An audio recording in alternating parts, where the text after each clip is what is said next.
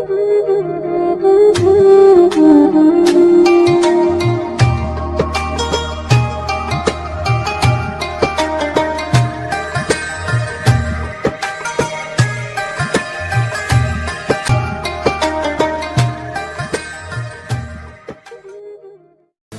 News में खबरों update जो सिलसिलो जारी है। खबर शामिल कयूं पिया मीरपुर साकरू खां। साकरू सब डिवीज़न में पानी की खोट खिलाफ आबादगारन जो इंजीनियर ऑफिस आडो एहतजाज। पानी खोट खिलाफ सख्त नारेबाजी।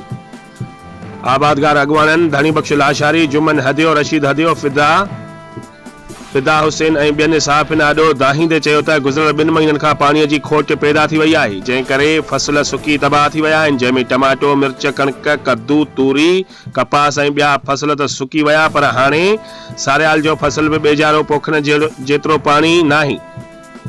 हुननि चयो त रमज़ान शरीफ़ जी बाबरकत महीने में पीअण लाइ बि पाणी नाहे, इंसान जानवर उन विघे मरी रहिया आहिनि। हुननि चयो त इंजीनियर ऑफिस में वेहण लाइ तयार ई नाहे, माण्हू वेचारा परेशान आहिनि। हुननि चयो त सामूंडी पट्टीअ में पाणी न हुजण करे जरो खारो थी वियो आहे, नलका खारो पाणी ॾेई रहिया आहिनि। हुननि मुतालबो कयो त फौरी तौर ते साकरो सब डिवीज़न जे शाखुनि में पाणी फराहम करे हितां जे आबादगारनि जो मुआशी कतल बंदि कयो वञे। रिपोर्ट करण लाइ परवेज़ अयाज़ अली गबोल, बे न्यूज़, मीरपुर साकरू।